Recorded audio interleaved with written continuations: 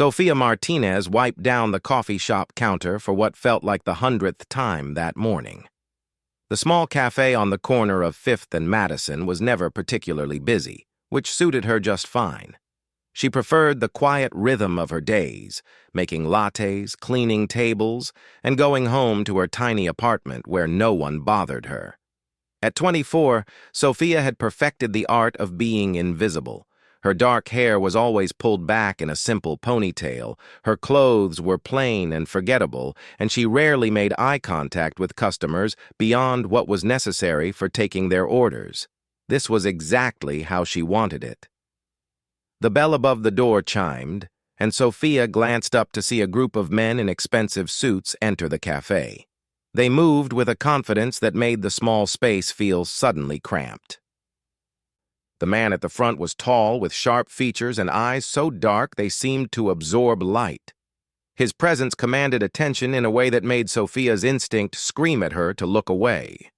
She busied herself with the espresso machine, hoping one of the other servers would take their table. But Maria had called in sick, and it was just Sophia and old Tom, who was busy in the back with inventory. The men settled at the large corner table, their voices low but carrying an undertone of authority. Sophia grabbed her notepad and forced herself to walk over, keeping her eyes fixed on the paper. "Good morning. What can I get you?" she asked, her voice barely above a whisper. "4 espressos," the tall man said. His voice was smooth, cultured, with a slight accent she couldn't place. "And whatever pastries you recommend." Sophia nodded, scribbling the order without looking up. As she turned to leave, her notepad slipped from her fingers, pages scattering across the floor. Mortified, she dropped to her knees to gather them, her cheeks burning. A hand appeared in her peripheral vision, picking up one of the pages. She looked up involuntarily and found herself staring into those dark eyes. The man, who she would later learn was Vincent Caruso, was crouched beside her, holding out her notepad page.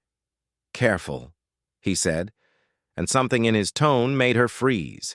It wasn't threatening exactly, but there was a weight to it that made her heart skip. "Thank you," she managed, taking the paper and scrambling to her feet. She hurried away, feeling his gaze follow her across the cafe. Vincent Caruso watched the nervous waitress retreat behind the counter. In his world of calculated moves and careful alliances, genuine innocence was rare. The girl, Sophia, according to her name tag, moved like she was trying not to exist, and for some reason that intrigued him. "She's jumpy," Marcus, his right-hand man, observed. Vincent took a sip of water, still watching as Sophia prepared their order with shaking hands. "She's afraid," he corrected, "but not of us, of being seen." The conversation turned to business. Territories, shipments, the endless chess game of maintaining power in a city that never slept. But Vincent found his attention drifting back to the waitress, who seemed determined to fade into the background. Over the next few weeks, Vincent became a regular at the cafe. He told himself it was because the location was convenient for meetings, but his men knew better. He always sat at the same table, always ordered the same thing, and always watched the quiet waitress who served him with downcast eyes. Sophia noticed the pattern too, and it filled her with a growing sense of unease. Rich, powerful men didn't frequent run-down coffee shops unless they had a reason. She'd seen enough movies to recognize the type: the expensive suits, the way other customers gave them a wide berth, the subtle bulge of weapons beneath jackets. She started taking her breaks when he arrived, letting Tom serve his table whenever possible. But Vincent noticed her absence, and it bothered him more than it should have. One rainy Thursday, Sophia was closing alone. Tom had left early for a doctor's appointment, trusting her with the keys. She was mopping the floor when the bell chimed, and her heart sank as Vincent entered, water dripping from his coat. "We're closed," she said, not looking up from her mopping. "I know." He moved further into the cafe, and Sophia's grip on the mop handle tightened. "I wanted to talk to you." "I don't think that's a good idea." She kept her voice steady, but her hands trembled. Vincent studied her for a long moment. Up close, without the buffer of other customers and employees, she looked even more fragile. There were dark circles under her eyes, and her uniform hung loose on her thin frame. "You're afraid of me," he said. It wasn't a question. Sophia finally looked up, meeting his gaze with surprising defiance. "Shouldn't I be?" A smile tugged at the corner of his mouth. "Probably. But I'm not here to hurt you." "Then what do you want?" The question hung in the air between them. Vincent himself wasn't entirely sure of the answer.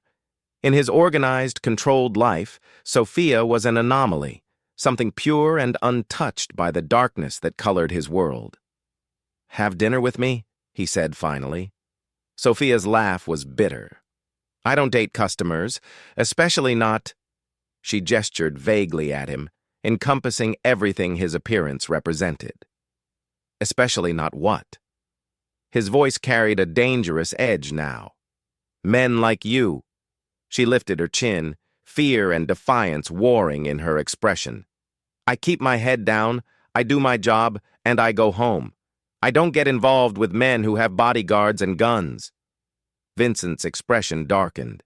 This slip of a girl, who jumped at shadows and whispered her words, was refusing him. People didn't refuse Vincent Caruso. "You don't know anything about me," he said coldly. "I know enough." Sophia turned back to her mopping, dismissing him. "Please leave. I need to finish closing." For a moment, the only sound was the rain against the windows. Then Vincent turned and walked out without another word, leaving Sophia standing in the middle of the empty cafe, her heart pounding so hard she thought it might burst. She didn't know it then, but she had just done something no one else had dared to do in years. She had told Vincent Caruso no, and in his world, that was either very brave or very foolish. The next morning, Sophia arrived at work to find a dozen red roses on the counter, no card attached. She threw them in the trash without a second thought.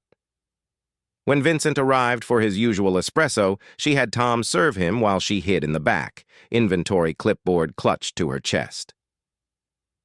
This became their routine. Gifts appearing, Sophia rejecting them, Vincent growing increasingly frustrated by her refusal to even acknowledge him. His men watched with barely concealed amazement as their boss, who could have anything and anyone he wanted, was repeatedly rebuffed by a coffee shop waitress. What Vincent didn't know was that Sophia had her reasons for staying invisible. She'd learned young that being noticed meant being hurt. Her childhood was a series of foster homes, each teaching her that safety came from being overlooked. She'd built her quiet life carefully, and she wasn't about to let some dangerous man tear it all down, no matter how intense his dark eyes were when they followed her movements. But Vincent Caruso wasn't a man who gave up easily. He'd built his empire on persistence and ruthlessness. And something about Sophia Martinez had gotten under his skin. Her rejection stung his pride, yes. But it was more than that. In a world full of people who wanted something from him, she wanted nothing. And that made her the most intriguing puzzle he'd encountered in years. The game of cat and mouse continued for 3 weeks. Vincent would come in, Sophia would hide or have someone else serve him, and the tension in the small cafe grew thick enough to cut with a knife. Regular customers started avoiding the times when the man in the expensive suit would appear, sensing the undercurrent of danger that followed him. Everything changed on a Tuesday afternoon. Sophia was carrying a tray of dirty dishes to the back when she heard the crash. Through the service window, she saw a man she didn't recognize grab Tom by the collar, shaking the elderly man roughly. "Where's Caruso's money, old man?" the stranger snarled. Without thinking, Sophia rushed out from the back. "Let him go! We don't have any money here!" The man turned to her, his eyes wild and desperate. "You work here. You must know where he keeps it." "I don't know what you're talking about." Sophia moved closer to Tom, who was gasping for breath. Please, just leave. Take whatever's in the register and go." The man laughed, a harsh, ugly sound. "You think I'm here for the coffee money? Caruso uses this place. He must keep something here." Sophia's mind raced. She'd suspected Vincent was involved in something illegal, but she'd never imagined the cafe was connected to it. "He just drinks coffee here, that's all." The man's face contorted with rage. He pulled out a knife, the blade glinting in the afternoon light. "Stop lying!" Time seemed to slow down. Sophia saw the knife arc through the air toward Tom, and without thinking, she threw herself forward, pushing the old man aside. She felt the blade slice across her arm, hot pain blooming instantly. The door burst open with such force it nearly came off its hinges. Vincent stood in the doorway, and the temperature in the room seemed to drop 20 degrees. His face was a mask of controlled fury that made the man with the knife take an involuntary step back. "Sal," Vincent said quietly, and somehow that quiet tone was more terrifying than any shout. "You just made the biggest mistake of your life." Sophia pressed her hand to her bleeding arm, watching as Vincent's men flooded the cafe. The man called Sal dropped the knife, his face going pale. "Vincent, I can explain." "Save it." Vincent's eyes flicked to Sophia, taking in the blood seeping between her fingers, and something dark and dangerous flashed across his face. "Marcus, take him. We'll deal with this later." As his men dragged Sal away, Vincent moved toward Sophia. She backed up until she hit the counter, trapped between him and the solid surface. "Let me see," he said, reaching for her arm. "Don't touch me." The words came out sharper than she intended, fear and pain making her bold. Vincent's jaw clenched. "You're hurt because of me. Let me help." "I don't want your help." Sophia could feel herself shaking now, shock setting in. "I want you to leave and never come back. Find another coffee shop." For a moment, something almost like hurt flashed across Vincent's features. Then his expression hardened into stone. "Tom, call an ambulance for her. Make sure she gets the best care. Send all bills to me." He turned and walked out without another word, leaving Sophia standing there with blood dripping down her arm and the terrible feeling that she'd just made everything much, much worse. The emergency room was too bright, too loud, and smelled of disinfectant that made Sophia's stomach turn. She sat on the edge of the hospital bed, watching as a nurse finished stitching her arm. 15 stitches. The cut had been deeper than she'd thought. "You're lucky," the nurse said, applying a bandage. "A few inches to the left and it would have hit an artery." Sophia didn't feel lucky. She felt exposed, like her carefully constructed invisible life had been ripped apart. The nurse handed her discharge papers and a prescription for pain medication, mentioning that all expenses had been taken care of. When Sophia stepped out of the hospital, she stopped short. A black town car was waiting at the curb, a driver standing beside it. "Miss Martinez, Mr. Caruso insisted I take you home." "I'll take the bus," Sophia said, walking past him. "Please, miss, I have orders." "I don't care about your orders." She kept walking, but the car followed slowly beside her. After 3 blocks, exhaustion won. Her arm throbbed, her head was spinning from blood loss, and the thought of navigating public transportation made her want to cry. She stopped and looked at the driver. "Just home, nowhere else." "Of course, miss." The ride was silent. Sophia stared out the window, trying to process how quickly her simple life had unraveled. When they reached her building, a run-down complex on the wrong side of town, the driver insisted on walking her to her door. Her apartment was small but clean, everything in its place. It was her sanctuary, the one spot in the world that was entirely hers. She locked the door behind her and slid down to sit on the floor, finally letting the tears come. The next morning, she called the cafe to tell Tom she needed a few days off. He was understanding, still shaken from the previous day's events. He mentioned that some men had come by to repair the door and clean up, leaving everything better than before. For 3 days, Sophia stayed in her apartment, nursing her arm and trying to pretend everything was normal. On the 4th day, she returned to work, determined to reclaim her routine. The cafe was different. There was a new security camera in the corner, a better lock on the door, and Tom mentioned that they'd had more customers, all well-dressed men who ordered coffee and left enormous tips. "Protection," Tom said quietly. "They're keeping an eye on us." Sophia's heart sank. This was exactly what she'd wanted to avoid. She was about to respond when the door chimed and Vincent walked in. He looked different. The controlled calm he usually projected was gone, replaced by something raw. His eyes found her immediately, taking in the bandage visible beneath her sleeve. "Sophia," he said, and her name on his lips sounded like a command. "Mr. Caruso."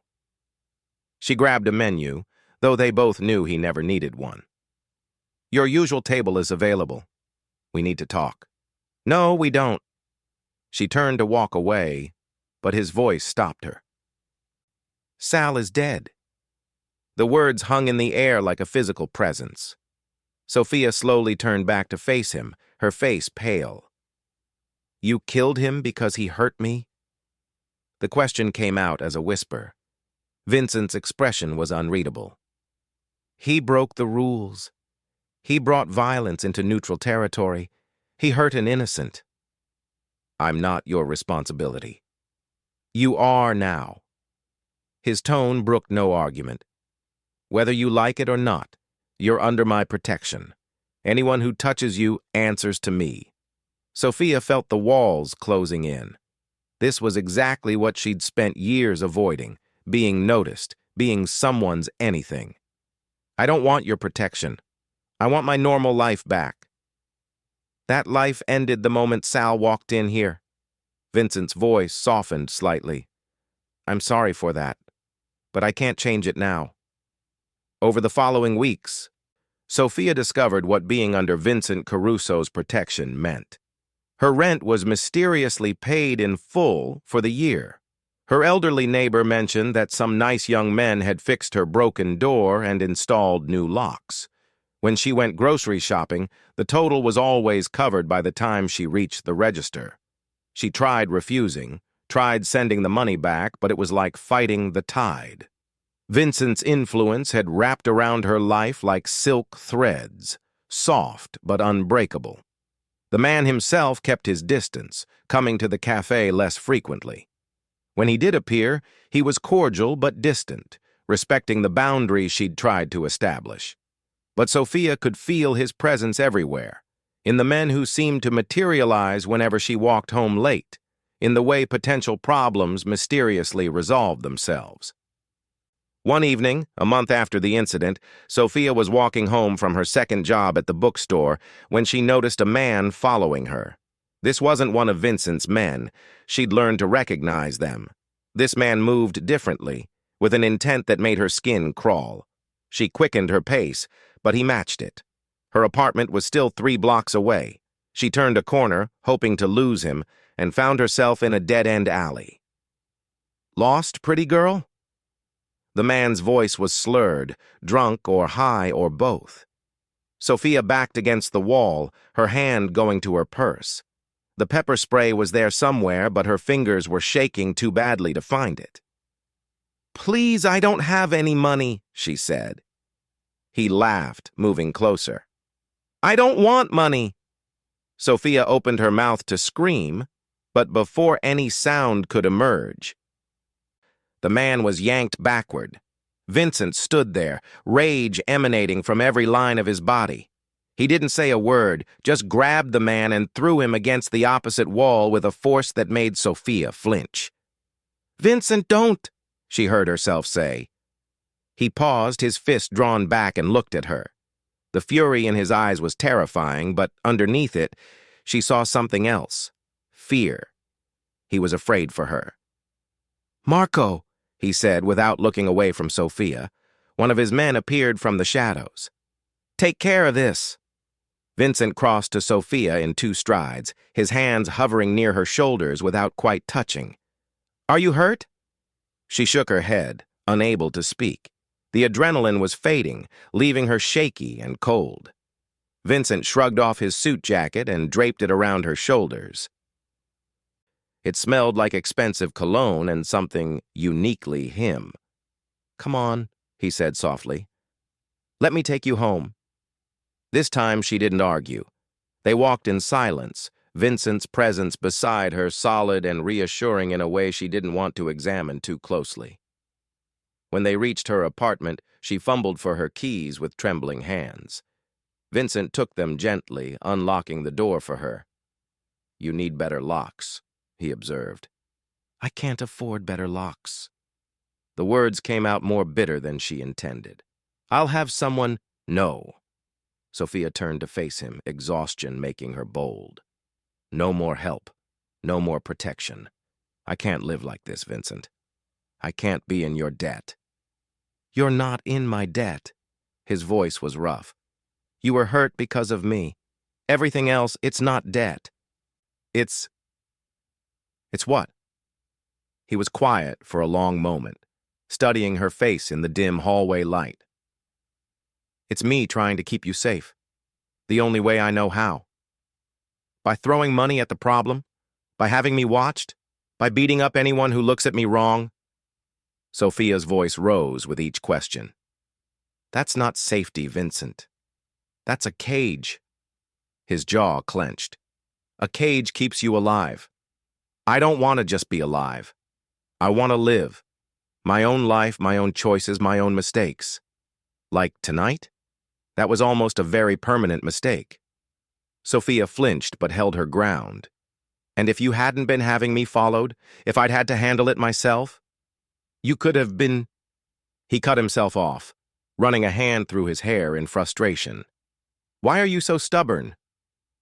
"I'm trying to help you. I never asked for your help." She was so tired, so overwhelmed, and the words came pouring out. "I was invisible and I liked it that way. Then you came in with your expensive suits and your dangerous life, and you wouldn't leave me alone. And now I'm marked. Everyone knows I'm under Vincent Caruso's protection. Do you know what that means for someone like me? It means you're safe. It means I'm a target." The words exploded out of her. "It means your enemies look at me and see a way to hurt you. It means I can never go back to being nobody." The truth of it hung between them like a blade. Vincent's face went carefully blank, but Sophia had learned to read the subtle signs, the tightening around his eyes, the way his hands clenched and unclenched. "You're right," he said finally, his voice flat. "I made you a target. I destroyed your invisible life, and I can't undo it." Sophia waited for more, but he just stood there, looking at her with those dark eyes that seemed to hold entire worlds of regret. "So what now?" she asked softly. "Now I keep you safe, whether you want it or not. Because the alternative—" His voice cracked slightly. "The alternative is unacceptable." He turned to leave, but Sophia found herself calling out, "Vincent!" He stopped but didn't turn around. "That man tonight, he wasn't connected to your world, was he? He was just a random—" "Yes." His shoulders were tense. "But that doesn't matter. My world, the regular world, I won't let anyone hurt you in either." "Why?" The question slipped out before she could stop it. "Why do you care so much?" He was silent for so long she thought he wouldn't answer. Then, so quietly she almost missed it. "Because in my world of darkness, you were the only clean thing I'd found in years, and I destroyed that too." He walked away before she could respond, leaving her standing in her doorway, wearing his jacket and feeling like the ground had shifted beneath her feet. That night, Sophia lay awake staring at the ceiling, Vincent's jacket still draped over her chair. She could return it, cut this final tie between them. But the memory of his voice, raw and honest, in a way she'd never heard before, kept replaying in her mind. She thought about her invisible life, the safety of being nobody. It had been lonely, yes, but it had been hers. Now she was caught in Vincent Caruso's orbit, visible in the most dangerous way possible. But she also thought about tonight, how he'd appeared exactly when she needed him, how his first concern had been her safety, how he'd admitted to destroying something he found precious. Vincent Caruso, the man everyone feared, had looked at her with regret and something that might have been longing. Sophia turned over, pulling her blanket up to her chin. She had a decision to make. She could keep fighting this, keep pushing him away, keep trying to reclaim a life that no longer existed. Or she could accept that her life had changed and figure out how to live in this new reality. One where she was seen, protected, and oddly cared for by a man who dealt in violence but touched her with surprising gentleness. Sleep finally claimed her, but her dreams were full of dark eyes and the scent of expensive cologne, of safety and danger intertwined so closely she couldn't tell where one ended and the other began. The morning after the alley incident, Sophia made a decision. She couldn't go backward, couldn't reclaim her invisible life. But maybe she could move forward on her own terms. She arrived at the cafe early, before even Tom. As she went through the familiar motions of opening, starting the coffee machines, arranging pastries, wiping down tables, she tried to imagine a different future, one where she wasn't running from Vincent Caruso's protection, but wasn't drowning in it either. When Vincent arrived at his usual time, Sophia didn't hide. She walked to his table herself, notepad in hand. "Good morning, Mr. Caruso. The usual?" He looked up at her, surprise flickering across his features. "Sophia, how's your arm?" "Healing." She kept her voice neutral. "Espresso?" "Yes." He studied her carefully. "And perhaps a conversation?" "I'm working." "It's slow." He gestured to the empty cafe. 5 minutes. Sophia glanced around. He was right. The morning rush wouldn't start for another hour. She slid into the seat across from him, hands folded on the table. "I've been thinking," she began, "about what you said last night." Vincent waited, his complete attention on her in that intense way that always made her feel like she was the only person in the world. "You were right. I can't go back to being invisible. That life is gone." She took a breath. "But I also can't live as I don't even know what to call it. Your protected person, your responsibility. You're not," he started, but she held up a hand. "Let me finish." She was proud of how steady her voice remained. "I have a proposition." His eyebrows rose slightly, but he nodded for her to continue. "I'll accept that my safety situation has changed. I'll accept reasonable security measures.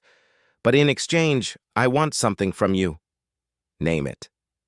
"I want to understand your world." The words surprised her even as she said them.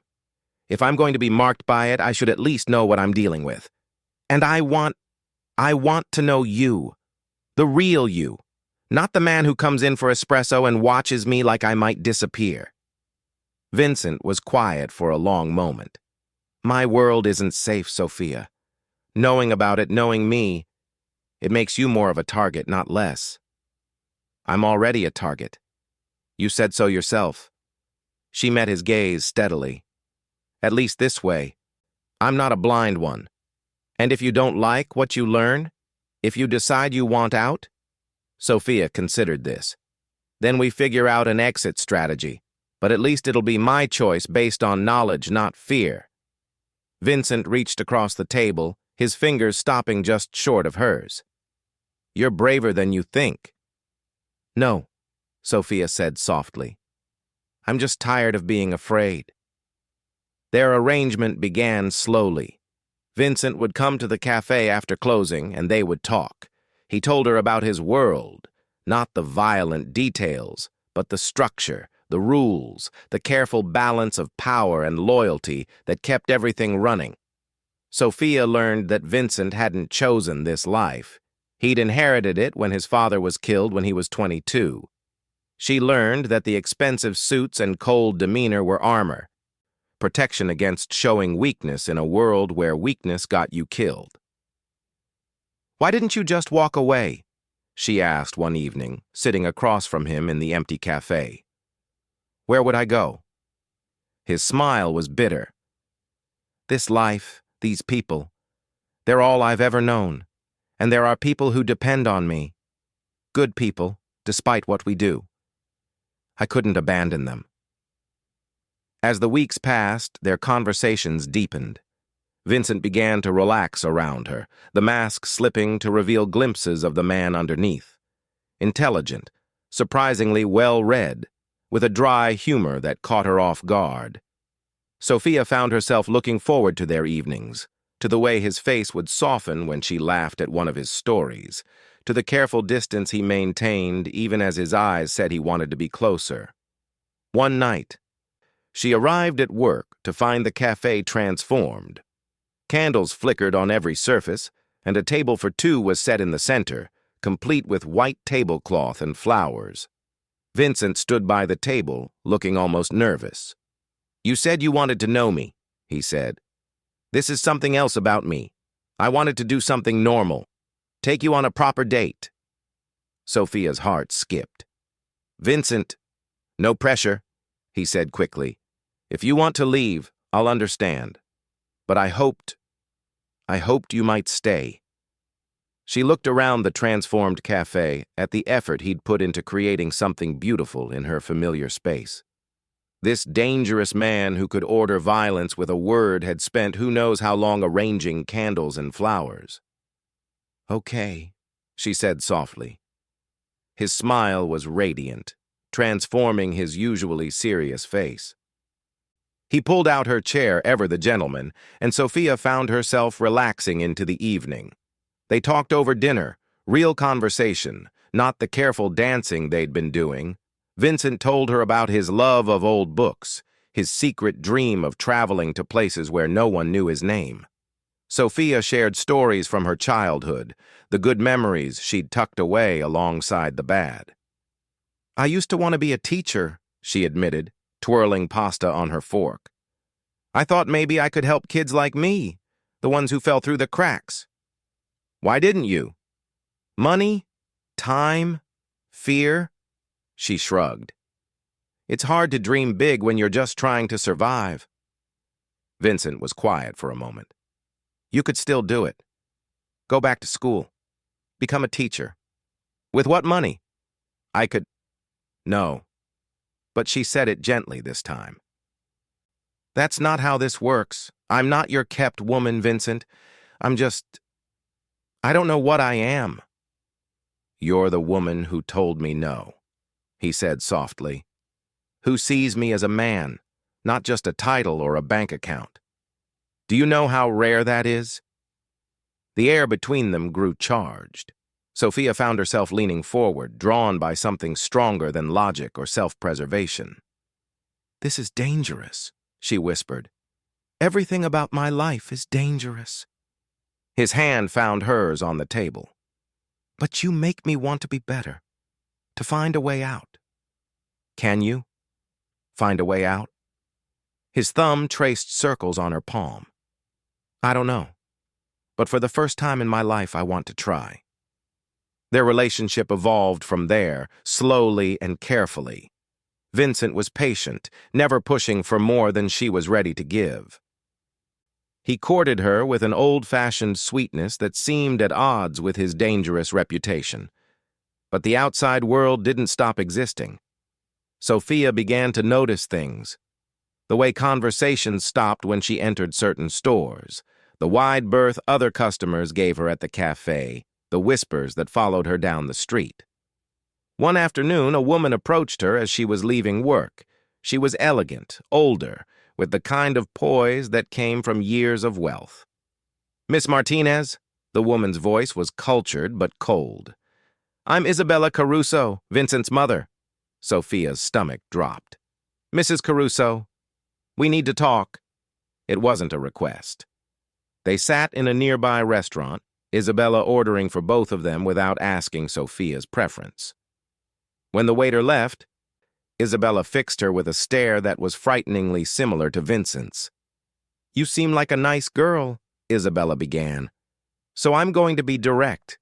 You need to end this relationship with my son."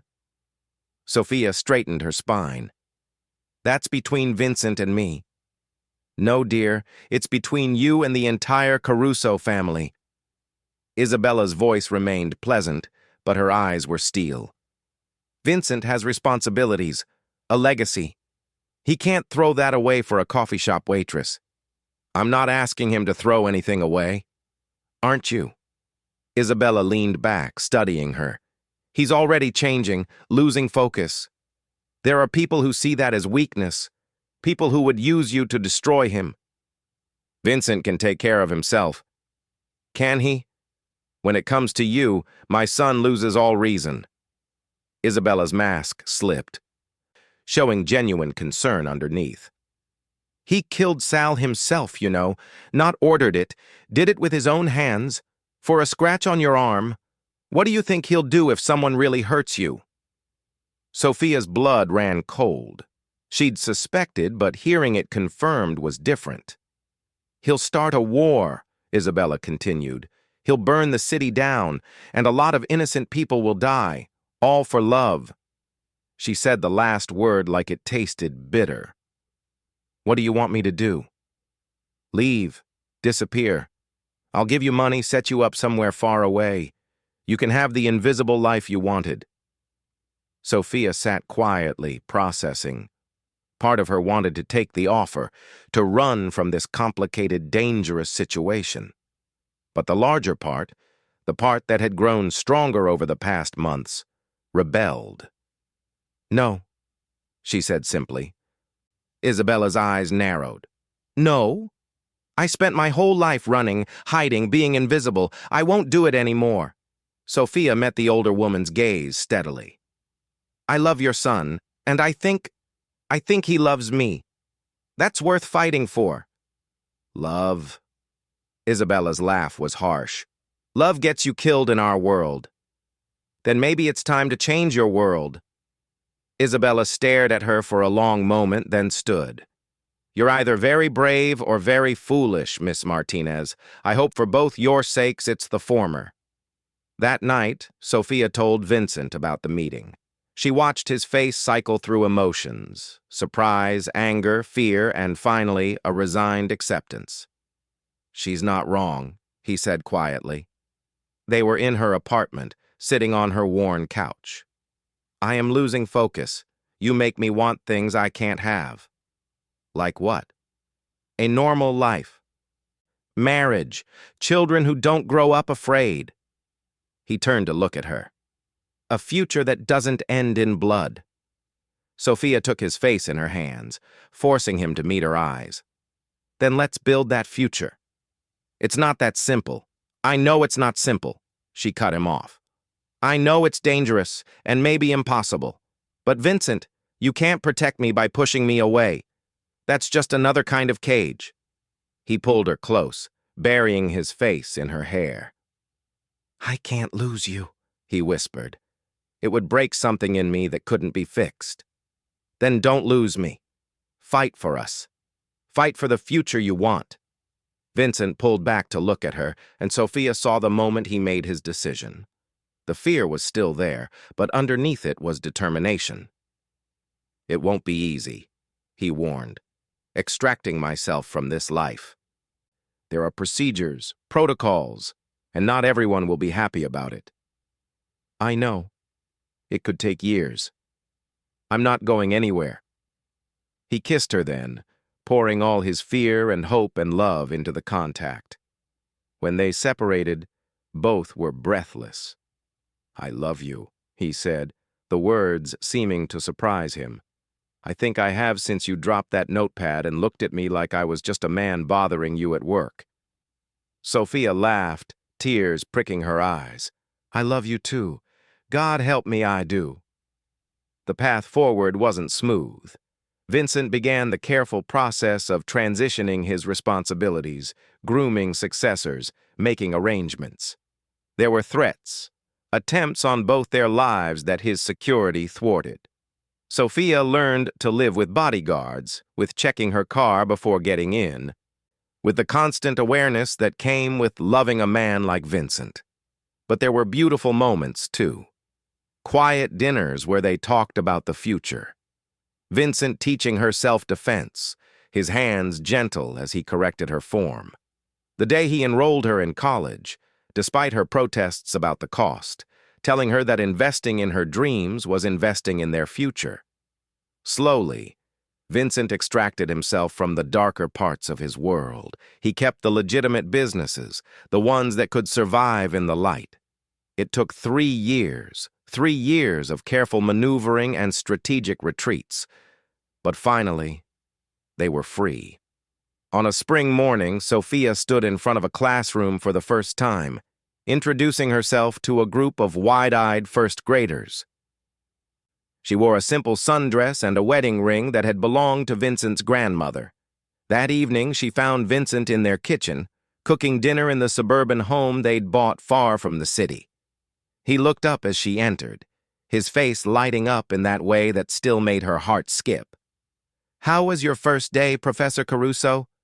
"It's just Miss Sophia to them," she laughed, wrapping her arms around him from behind.